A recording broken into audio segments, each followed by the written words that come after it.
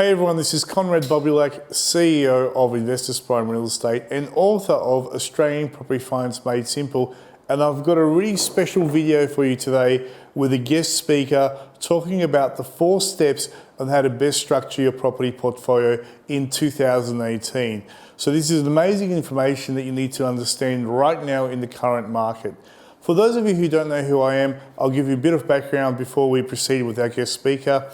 You probably have heard about myself through my YouTube channel. I'm actually a mortgage broker. I've got a real estate background as well as a diploma in financial planning. The most important thing is I'm actually a property investor. I've been investing in real estate for over 20 years in Melbourne, and I've achieved considerable results in investing and building a multi-million-dollar property portfolio. And that's really the key element that allows me to speak to you and teach you guys about how to structure and build your property portfolio.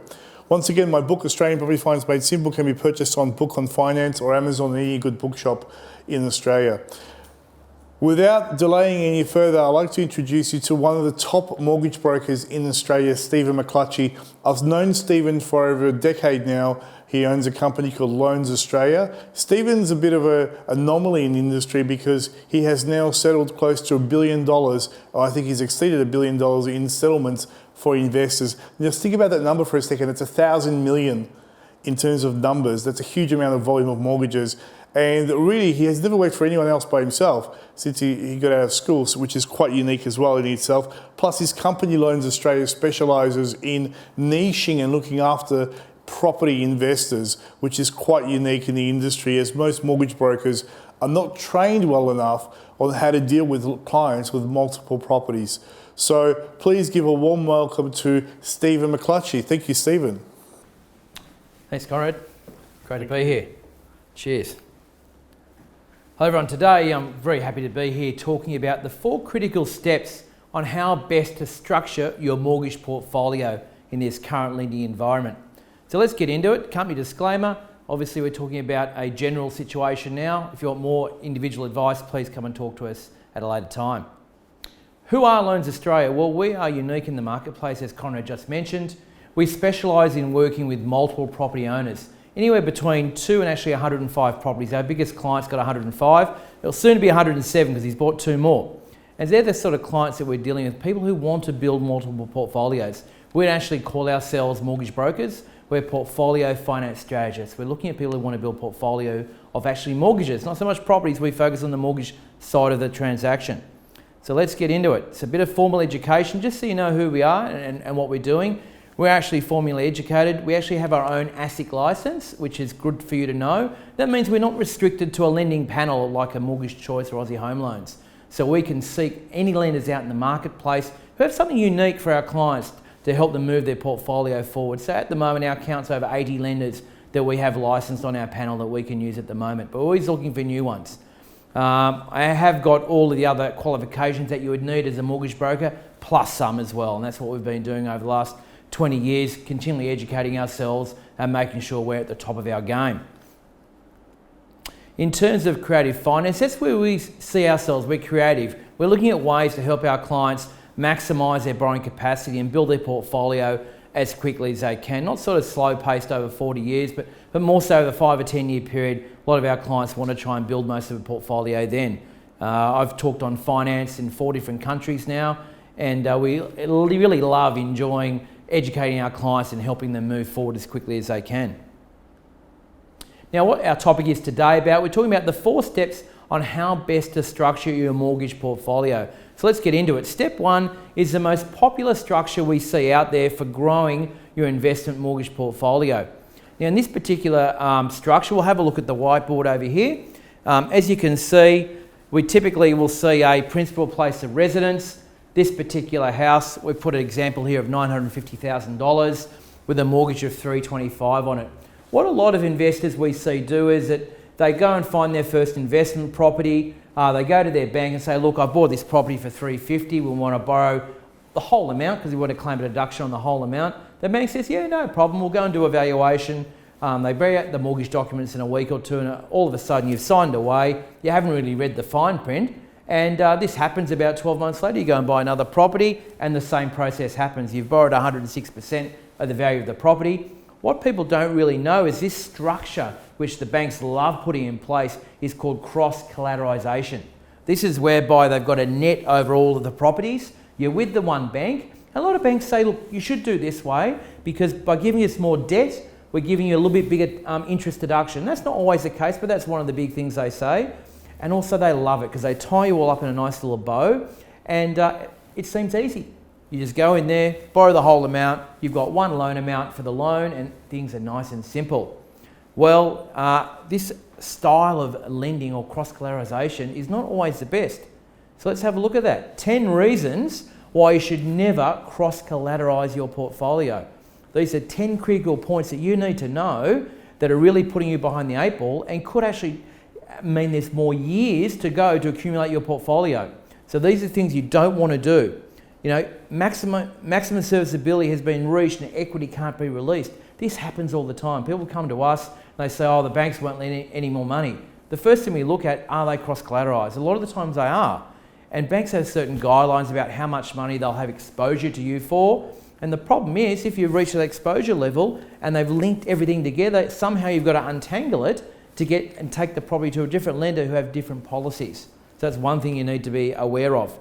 And what happens a lot is that people are being caught up in the mining boom and they bought properties in mining towns or small rural towns where they've been chasing high yield. The problem is when the market turns there, their values can go down dramatically. And if you've got your portfolio linked together, that means that even though one property might have gone up in value, if others have gone down, it affects your overall borrowing. So where you could have been in a place of getting equity to borrow again, you can't now, because what the banks are doing, every time you want to borrow more money, they value your whole portfolio under this cross-collateralisation. That's a big enough reason in itself never to cross-collateralise your properties. And if a bank says to you, oh, this is the only way we're going to move forward, that should ring alarm bells. That's when you need to speak to someone to work out how not to do it. You definitely don't want to do it. So and there's some massive reasons why you don't want to do it. Also, it's a problem when you're buying and selling and you're cross-collateralising. Every time you've got to go back to the bank, they need to review your whole portfolio. If your borrowing capacity's changed, so maybe job situations have changed or you've gone from PAYG to self-employed, all these things can affect your portfolio. And because you've got your whole portfolio at risk every time because they're all linked together, that can really affect your ability to move forward. So what we're looking at when we're structuring is how to maintain flexibility, but also not just flexibility, how do we get you with the lenders who are going to borrow you and lend you more money than the average lender? Because now banks have changed all their policies, so a lot of the big banks are pretty similar, so you've got to look beyond that to actually be able to borrow and maximise your leverage as you move forward. The main thing we want to do is when we set our structures up, we want to make sure that you always have access to that extra equity when you have it. Because when you're buying properties, different properties will have equity available at different times. So you just need to make sure that it's the most flexible structure possible you set up so you can access that equity when it comes forward. And you want to make it easy to move banks because 1 minute banks could be very competitive. A lot of people chase interest rates. In the last 2 years, we've seen some particular banks dangle really cheap interest rates only for a month or two. Once they've got the clients in there and lots of people have flocked to these cheap rates, they start putting the rates up out of bank cycle. And people get caught in these seemingly cheap mortgages and they become very expensive, especially if it's interest only. So if you cross-collateralise all of that, then again, it's a problem to take those out. We don't want to do that.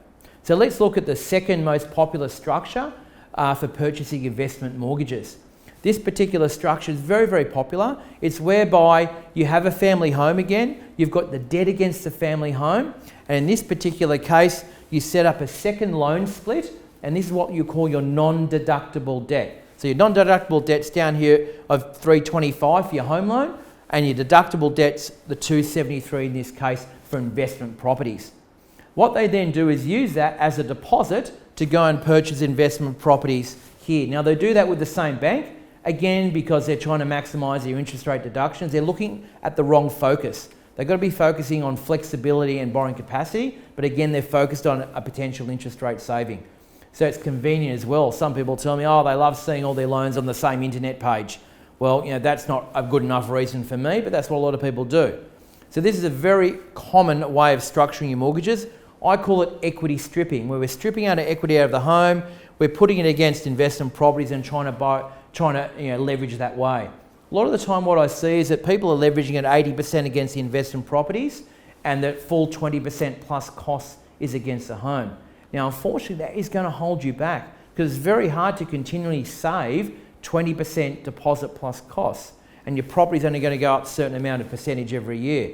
So what we try and like to do is maximise how much you borrow against each of these investment properties, ideally to 90%. In the old days, we could go to 95%. Now it's prohibitive to do that, but at least at 90% we can go to interest only is the idea.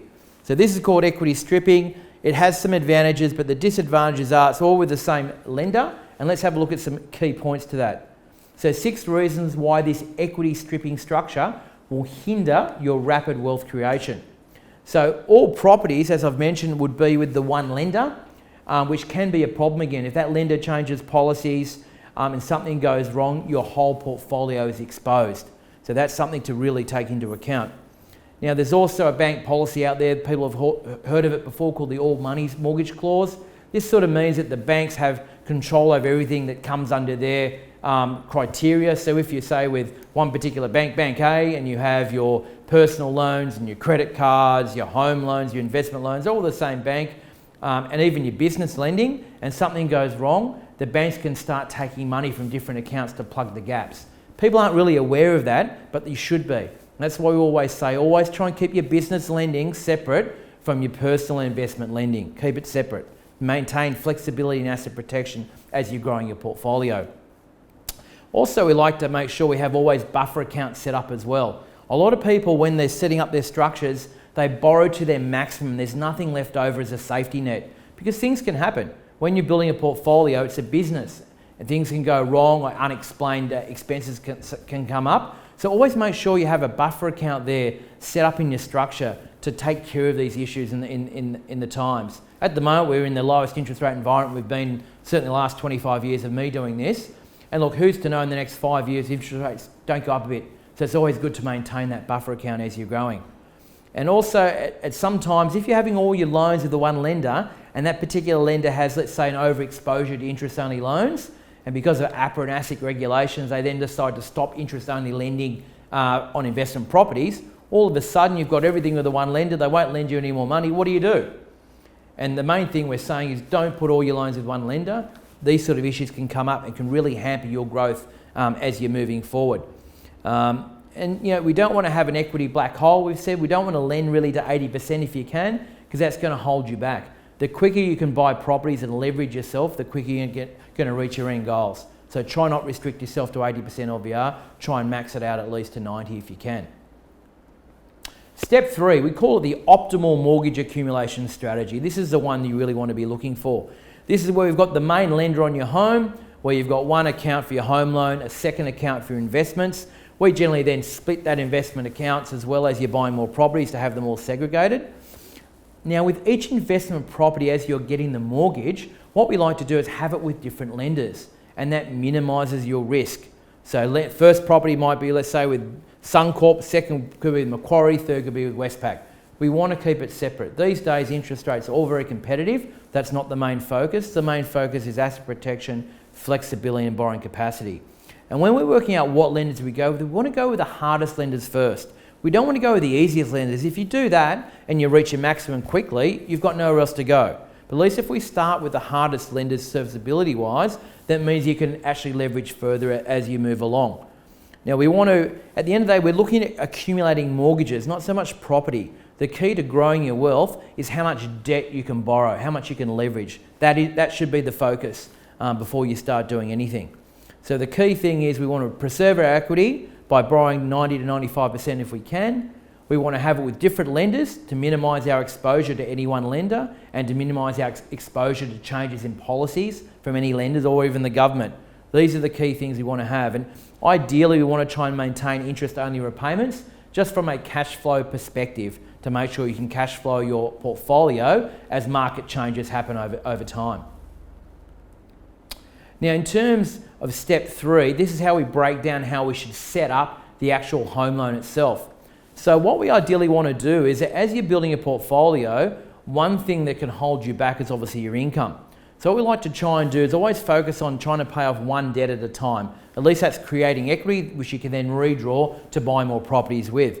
So on your home loan portion, which is the non-deductible portion, what we like to do is put a series of offset accounts against that home loan portion. And if you have no home loan, you've just got investment loans, you can sit that against your first investment loan as well. So what we like to do is have a series of offset accounts against that home loan. People run into the issue of putting offset accounts against their investment properties and not all against their home. There's no point offsetting rental income against an investment property, which is deductible, when you've still got a home loan portion. So we set up a series of offset accounts. The first offset might be for the husband and wife or the partners, their income's going in. A lot of times these days people like having separate accounts, so we can have that, one for each person.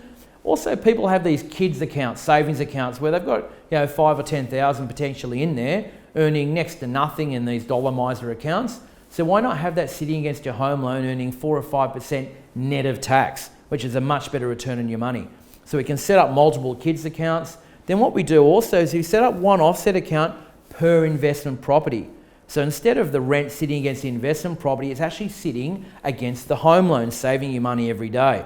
And we have it separately. We don't want all the rents going into one account, because come tax time 12 months later, it's very hard to tell which expense for which property. So we have each investment property separated by an offset account. So not all lenders offer these multiple offsets, but we love those lenders that do, where we can have sometimes 5 to 10 different offsets, all nicknamed on the internet, so you know exactly what they're for. Makes it much simpler transactions. If you only own one investment property, it's not too big a deal, but if you're building a portfolio, you want to make your management as simple as possible. That's why we like that structure. Now, step 4, we call it the 6 advanced mortgage accumulation strategies. So we've laid the foundations, talking about the basics of setting it up. Now a little bit advanced on from that. So the first thing we want to do is introduce what we call debt weapons. Now, these are accelerated strategies to pay off your non-deductible debt in your home as quickly as humanly possible. Because that's the problem these days. 34% of Australians are ending up with a mortgage on their home in retirement, which is horrific. No wonder the government's put retirement age back to 70, because mortgages are getting so high, people can't pay them off in their actual working life. And that's an issue. So what we want to do is put in accelerated strategies to pay off that home loan debt as soon as we can. And there's some excellent strategies around that, which we're going to talk about at a future video. But one of them we'll look at is invest in property. So when you work with Conrad and he's finding you a peak performing property, that will actually help you pay your home loan off a lot quicker. And so you can talk to us about how that happens and what your individual situation would look like. And as the portfolio grows, it's important to look at other structures of how you hold the properties, such as companies and trusts. Because when we look at these sorts of situations, we can actually borrow more money. Because when you go into different parts of the bank, so when we normally get a home loan, you're in the residential part of the bank, but there's actually other parts of the bank which can help you as a professional property portfolio builder, such as business bank, commercial bank, corporate markets, and private bank. These particular parts of the banks have different rules around how they calculate your borrowing capacity, which is good for you. So as you become a property investor and you're putting structures in place like companies or trusts, we can use these other parts of the bank to help you steamroll your investing further and faster, which is great news. What we also want to do, and a big part of that, is when we get into areas of the bank like private bank, people don't realise, they think you've got to be on $500,000 and have $10 million worth of assets to access this part of the bank. You actually don't. What you need to have is a strategy, a business plan written out to show you're going to be a growth client to them. All they're worried about is their return on their money invested. They want to see, yes, you've got decent income, but you want to grow. And then once we get you in that part of the bank, it's amazing what we can achieve for you, growing your portfolio as fast as we can. So what we want to also do is look at, and it's very important in the current environment, your fixed loans. So when we're putting a structure together, we're looking at variable rates, we're looking at fixed rates, interest only and principal and interest to work out the best structure for you. The one thing we don't want is, if you're having a series of fixed rates, to have them coming out at the same time. Because if they all roll out at the same time, it might not be opportune for you. That's why we want to stagger our fixed rates to come out of their fixed period at certain times. That gives us more flexibility moving forward. So what I want to do now is hand it back to Conrad to talk to you further about it, and look forward to speaking to you soon. Thank you. Conrad, thank you very much. Thank you, Stephen. Amazing advice there from someone that knows exactly what they're doing and dealing with investors right now in the current market. So the question is, are you interested in learning more about these topics? And if the obvious answer is yes, then Stephen and I are inviting you guys to attend the next Real Estate Investing Fast Track Weekend. Now, these events are very exclusive, very limited. They're only restricted to 40 attendees per event, I run about 10 of these per year right here in our St Kilda office. Right next door, actually, we have only a room for 50 people next door, so that's why we restrict these events to 40 people. These events are very educational. There is virtually nothing you can buy or sign at the event. It's pure content and information on effectively how to build and structure a large property portfolio that can replace your income eventually and give you financial independence and security. So if you are one of those investors who is wanting to build a large property portfolio, definitely do everything that you can to get to one of these events. In fact, a lot of these events are getting filled up by people not only from Victoria, but from interstate and from overseas, places like Dubai, Singapore, Malaysia. I've had people fly in, even as far as South Africa, to attend these events, specifically just for people who want to invest in Melbourne. So once again, a very exclusive event, and it's a lot of contents, practical implementation contents on what you can do right now to start building your wealth in property. And once again, that's the address, and these are the speakers at the event. So Stephen does more content and gets into more of the nitty-gritty about finance and how to structure your property portfolio correctly. Day one is all about basically finance and how to structure your property portfolio. Day two, we actually take you out of the classroom environment, put you on the bus, and we give you a tour of Melbourne and go through some of the best growth areas in Melbourne, some of the areas that already have grown, and areas that you should avoid in investing in because really there's going to be no growth in those areas. And we talk about the reasons why that is as well. So for those of you who are interstate, who have an interest in the Melbourne property market, this is something you definitely need to look at seriously in attending. Also, if you want to get a copy of my book, Australian Property Finance Made Simple, jump onto bookonfinance.com.au and get a copy there, or any good bookshop around Australia. As a special bonus for staying tuned in to this video to the very end, I also want to give you a free home study, which is 10 hours of video contents valued at $497, no strings attached. All you got to do is scroll down below, click on the link, and you have instant access of 10 hours of content with myself and Stephen McClutchie talking about the very fundamentals of how to build wealth through property. So all you have to do, it's a very easy to work layout. You don't have to be a computer technician or a computer programmer to operate this. It's literally point and click the video, download the manual, and you can be learning more information than you ever thought of about property. It's instant access, it's available right now, and all you got to do is scroll down below and click that button. For those who want to have the website, that's the actual website there, or once again, just scroll down below. It includes a 265-page manual as well.